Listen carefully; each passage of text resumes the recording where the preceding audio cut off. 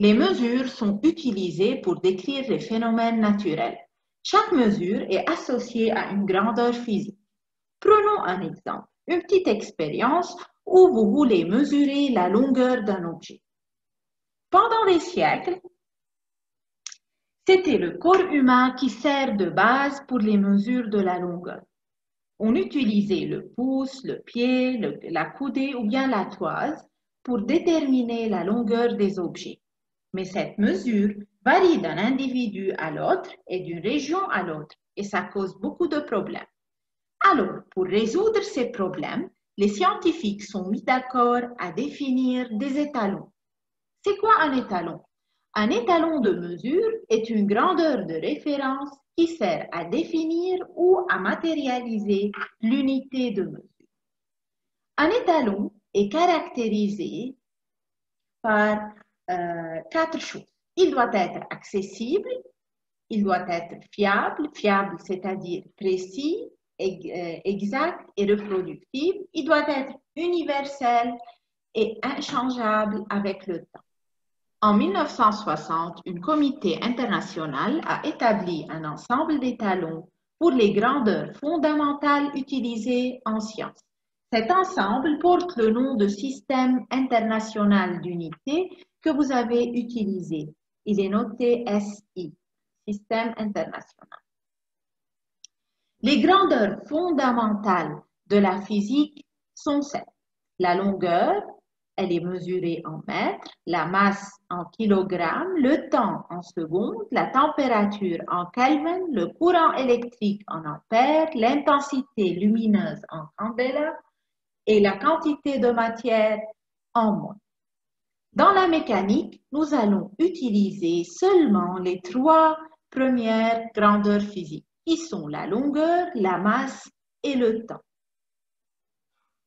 Ce qu'il faut savoir que toutes les autres grandeurs peuvent être exprimées en termes de ces 3 grandeurs fondamentales. La première grandeur physique fondamentale qu'on va utiliser dans ce cours est la longueur. La longueur est la distance entre 2 points dans l'espace. L'étalon défini par la communauté scientifique pour mesurer la longueur est le mètre. Aujourd'hui, le mètre est défini comme étant la distance parcourue par la lumière dans le vide pendant un certain intervalle de temps. La deuxième grandeur physique fondamentale est la masse. La masse a comme étalon le kilogramme. C'est quoi le kilogramme? C'est la masse d'un cylindre spécifique fait d'un alliage de platine et d'iridium.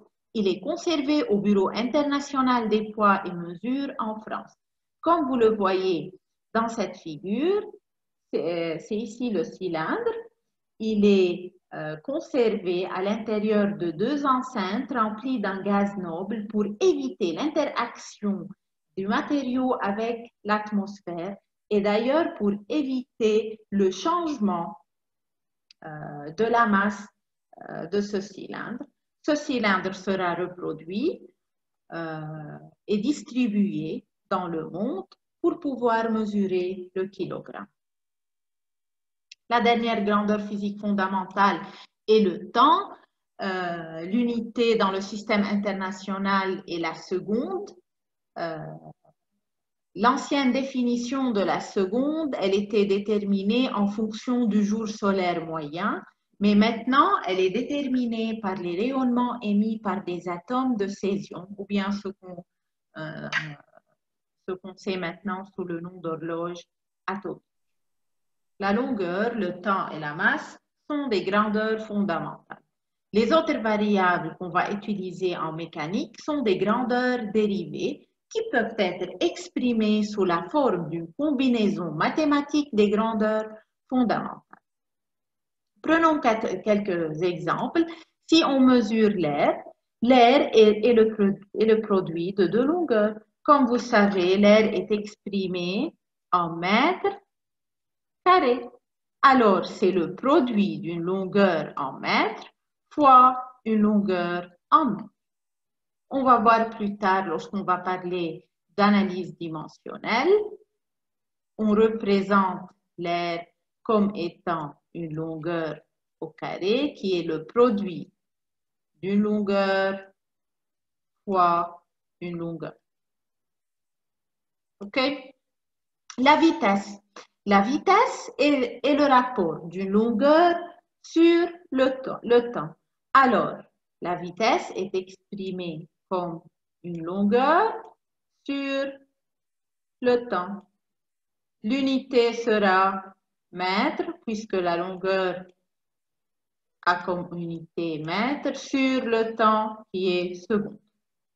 Enfin, la densité. La densité, c'est le rapport de masse sur volume.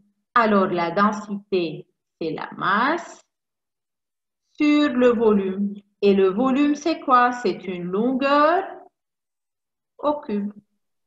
Alors, à la fin de ce paragraphe, je vous invite à penser toujours à vos résultats et de s'assurer qu'elles sont raisonnables, de présenter vos mesures ou bien vos résultats selon la notation scientifique. Une notation scientifique, c'est-à-dire utiliser cette représentation A fois 10 à la puissance n, où A est un nombre entre 1 et 10 et n est un entier. Et bien sûr, d'utiliser les préfixes. J'ai mis ici le tableau dans le cas où vous avez oublié les préfixes. Prenons un petit exemple. On prend toujours le cas où on mesure la distance entre deux points dans l'espace. Supposons que vous avez obtenu 345 cm.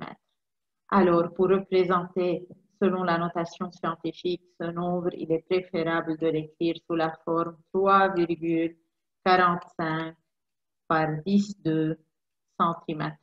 OK? Ou bien, si vous voulez utiliser la notation du système international, on peut dire que c'est 3,45, 10,2 cm, c'est-à-dire mètres. OK?